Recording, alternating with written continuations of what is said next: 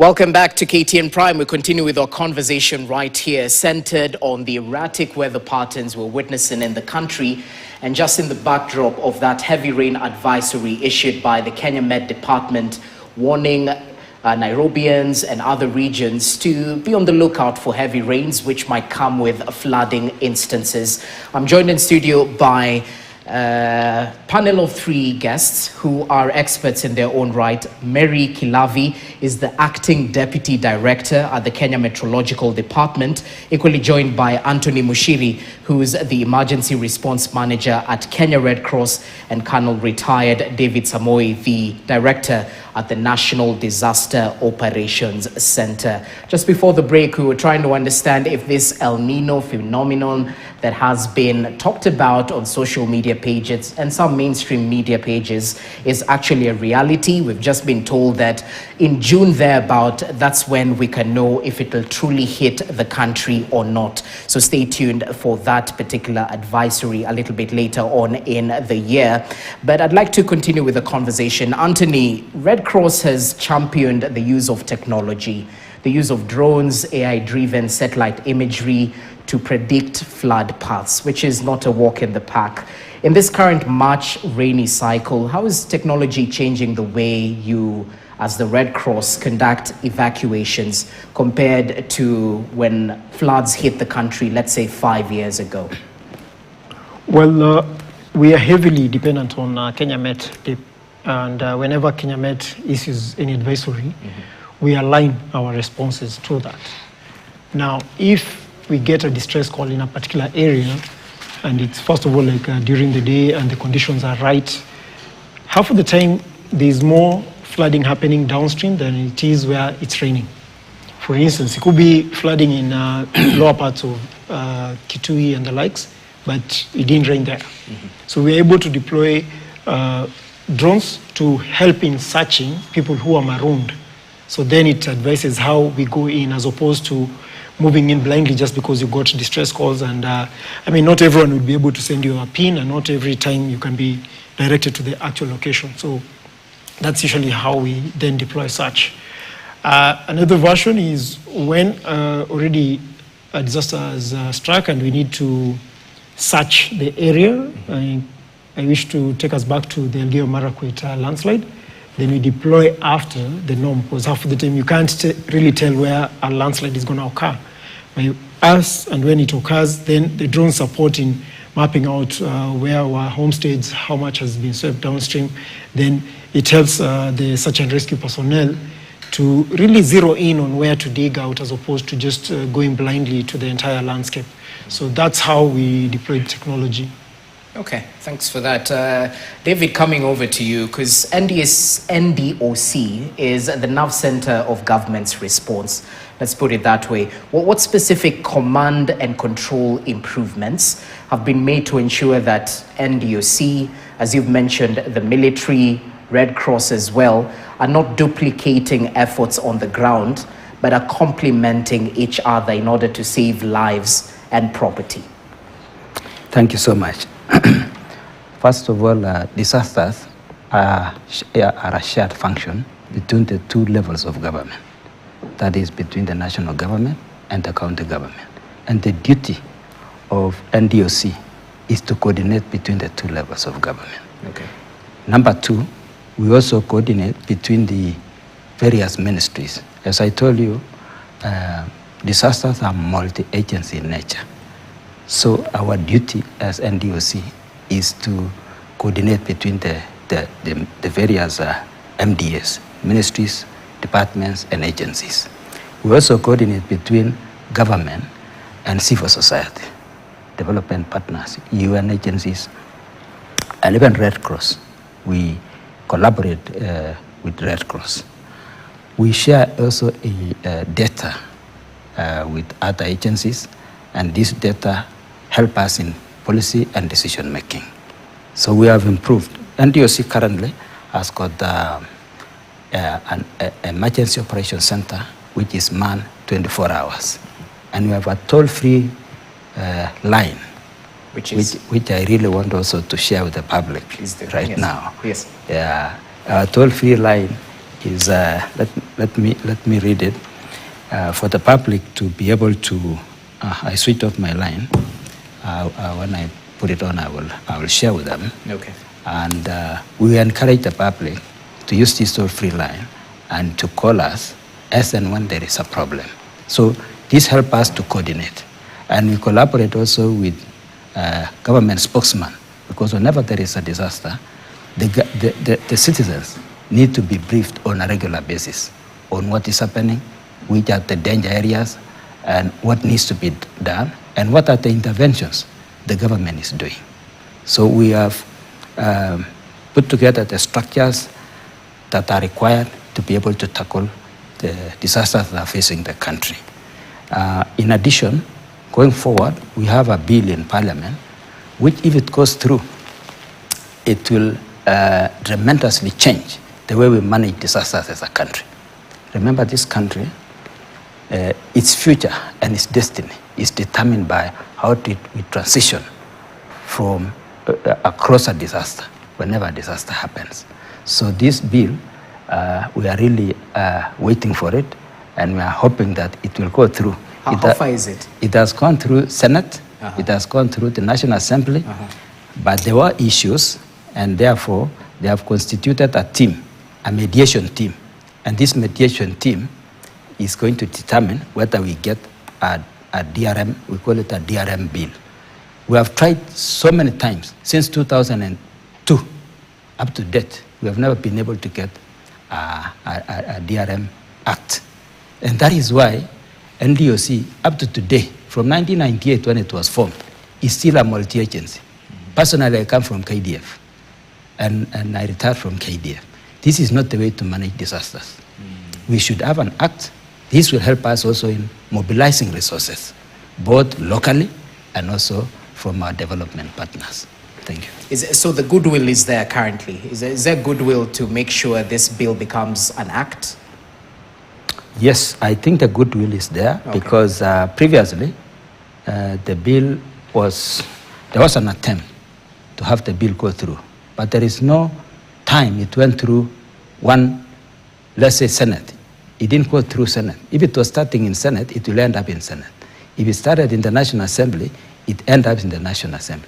This is the first time it has gone through both houses, and it is now at the very end. So I would say there is goodwill. Number two, this is a private bill by the majority leader, Honorable Chungwa. So I expect him to speed it up, and he's the one who started the bill. Okay, interesting. But I'm curious, David, still with you.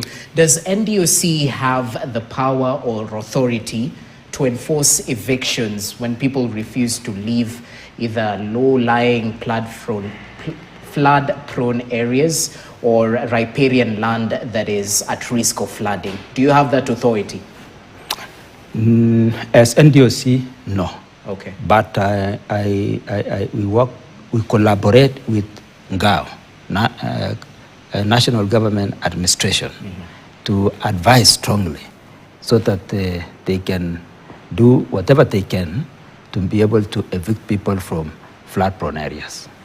All right, that's noted. Mary, back to you, because I started this by giving you your flowers as Kenya Met Department. Your predictions are on point as compared to the past. And I'd like to get to the bottom of this. Is it an improvement in terms of personnel, in terms of your scientific approach, your satellite monitoring systems? And is it possible to narrow down your warnings? Case in point, a specific sublocation in Nairobi or Kisumu, you tell them they're at risk, not just the general county. Are we still dealing with broad county level warnings? Yeah. Okay, thank you. And thank you for acknowledging the fact that I think we are doing better than the past. There's been a lot of improvement.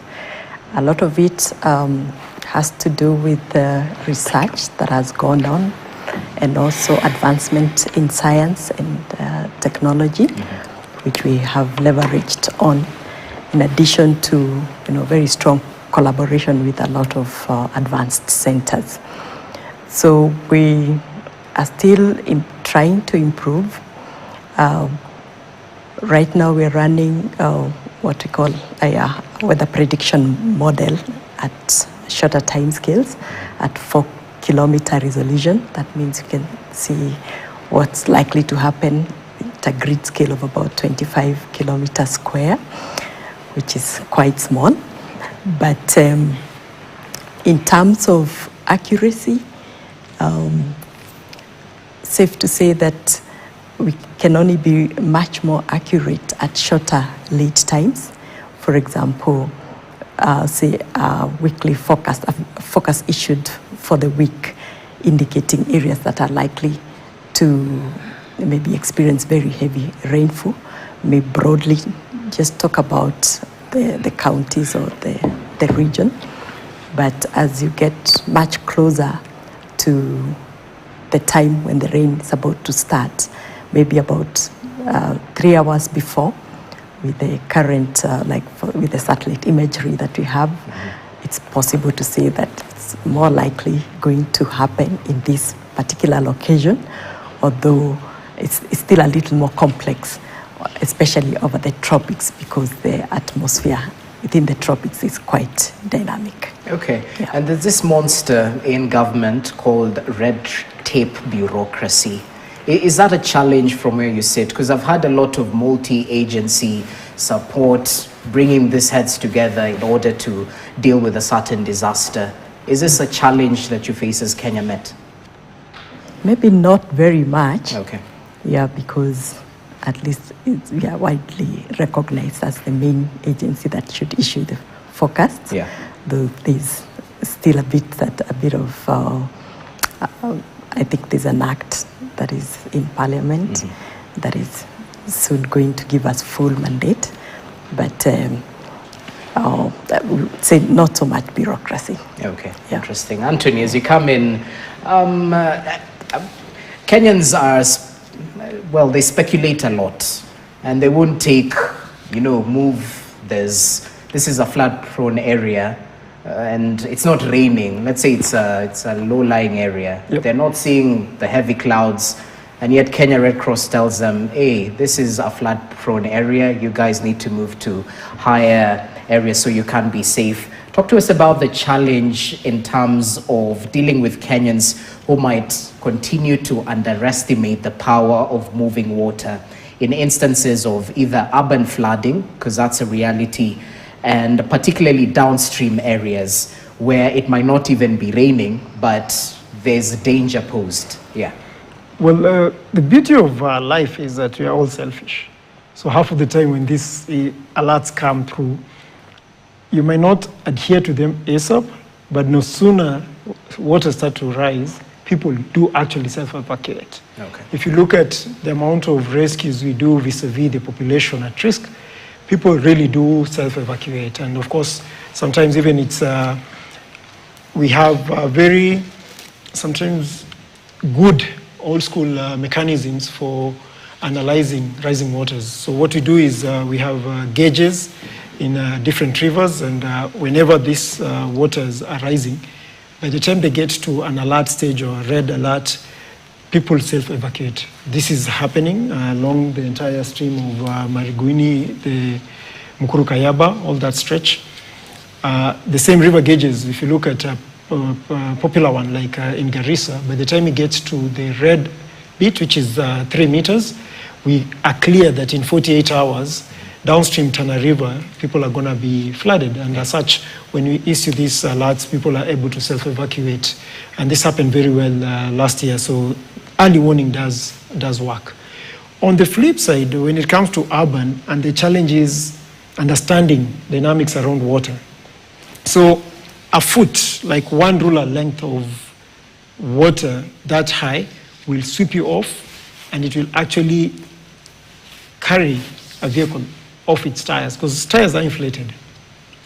Half a foot, like 6 inches of water, like this bottle, will sweep you off your legs, where there's quite a current. So it's easier to go around again, I'm going to repeat, than to cross through. And in a worst case scenario where someone is swept off and you're watching, then don't go for them. The other bit is either extend. So we let them go? Yes, 3 things, first of all. If you have something like an umbrella, you can extend to them, or a pole or a stick, and then they grab to it and you pull them out, that's safe. If you have a rope, even better, just throw it to them, they grab and you pull them out. If you have something floating, like a 5-liter jerrycan, which is tightly closed, throw to them, they can grab it, they may just be pushed to the edge, they'll be safe. Worst case scenario, you don't have anything, don't go after them, because we're just going to have a double drowning. We don't want to increase. In any case, they're already going. I know it sounds rough. Out here, the people who believe that they have the skills, so should they think first before diving in and helping? Absolutely, absolutely. Okay. This is not about swimming. That's the other thing we forget and are confused. Yeah. I'll give you 2 illustrations. There is swimming for leisure, and there's swimming as a lifeguard who doesn't use their arms to swim because their arms are busy handling the person they're rescuing. It's just about legs. And then there is swift water rescue, which is what we deal with when you're doing flooding or flash floods. Swift water rescue is a whole other dynamics where you're fully clothed, as you've seen our teams out there. You have to have your personal flotation device, or what we call life jackets on. You have to be anchored at all times. You have ropes on you, because even the very rescuers get swept off. So it's really technical and a risky affair. So no one should ever get into water to rescue any other person. Chances are that it will end up with a double tragedy. So other than having 2 people, counting 2 people dead, let's have 1. It sounds rough, but it is what it is, and we'll just have 1 more life saved. Okay, it's a harsh reality, let me put it that way. David, as you perhaps tell us the toll-free line, because we're still waiting, and I'm sure it'll serve Kenyans, especially those in flood-prone areas, when it comes to disaster response. Is there a funding gap? Is there an active, accessible disaster fund that, NDOC can tap into if a major disaster occurs? Or are we still waiting for the bureaucratic processes, Treasury or Cabinet approval, if it's a level 3 or 4 disaster? Break it down for us so we understand how the emergency response at NDOC when it comes to funds really plays out. Thank you so much. Thank you. First of all, the toll-free line is 0800 721 0800? Yes. 721 721 571. 571. That is NDOC, okay. Toll-free line. Yeah, when it comes and it's 24 hours? It's 24 hours. Okay. Yes, it's 24 hours. Yes, when it comes to funding, we have never had a challenge of funding whenever there is a disaster. Okay. The problem is the procedure. It takes time. I give you an example of Kerio Valley. Kerio Valley, we had the landslide on the 1st of November. But it took a while for us to get the resources. I think it took about 2 weeks for us to get the resources. But the resources were adequate when it comes to resources that we require to respond. But even then, I go back again to the DRM bill, which is in Parliament. If it goes through, we will be able to create a disaster risk finance fund. And that will make it easier for us to look at the aspect of preparation. Remember, right now, we are only, we get only resources when a disaster has happened. Which shouldn't be the case. We should have the resources in advance. If you look at a case of last MAM rains, 2024, we got the resources when we were in the middle of the rainy season. That is in April. It was around 24th of April when we got the resources. So there is no gap in terms of resources, but it's only the delay.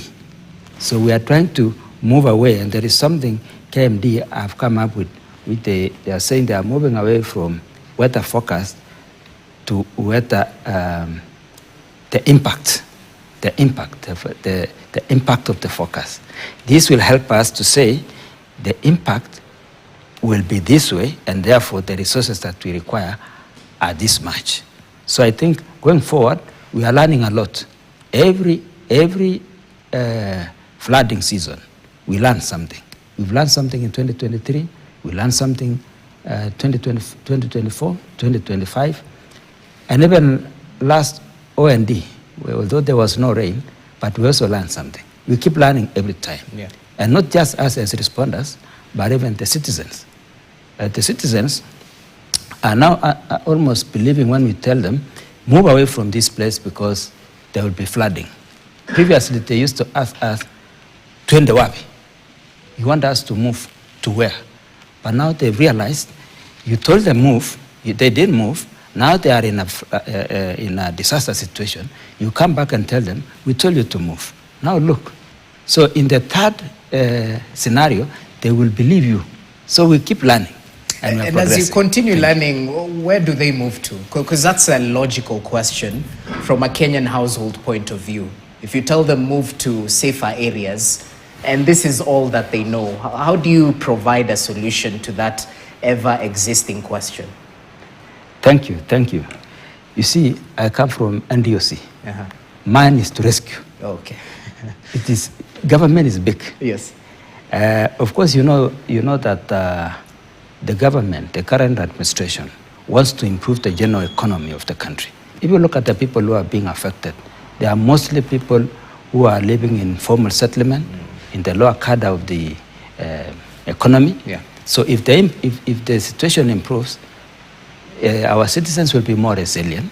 But as it is right now, the poor citizens are the most vulnerable. True. And it is true when they ask us, where do you want us to move? But where do they move after the floods? They should move where they moved after the floods. Because after the floods, they still move. So that should have been the first thing they did. Thank you.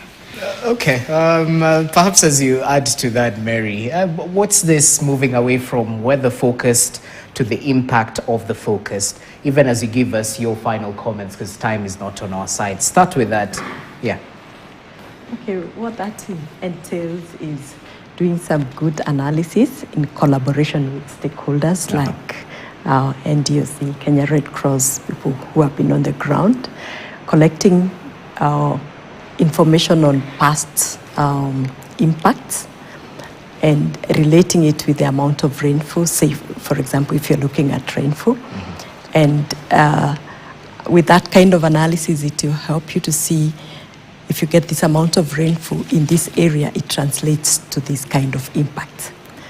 So with that in mind, after doing that kind of risk analysis, in a future forecast, if we expect, say, the same amount of rainfall, you're then going to say, these are the likely impacts, these are the impacts that are likely to be experienced in this particular area, given this rainfall. So that's what we are trying to move towards. Okay, and yes. in 30 seconds, your call to action as Kenya Met Department, the Kenyans who are watching, experiencing the heavy rainfall, but at times the reaction is a little bit too late. What would you tell them in regards to the call to action, briefly? I'd say that we are monitoring closely. Yes. And we'll keep the nation updated. Okay, asante sana. Coming to you, Anthony, I was just looking at reports of disaster, and it seems that in Makueni County, 7 people were swept away by floods in the last 2 weeks following heavy rainfall in the area. So the rains are here with us. Tragedy in some areas is already occurring. As the disaster team from Kenya Red Cross, what would be the call to action to Kenyans who are watching? The big one is to appreciate that Kenya Red Cross is not an NGO. We are auxiliaries to government whenever there are disasters. This is through Cap 256 of the laws of the country. So as an auxiliary organization, we are mandated by government to support during disasters. That being said, whenever we are out there and equally have a toll-free number, 1199, which you can call for advice, you can call for counseling, you can call for distress, you can call for rescue.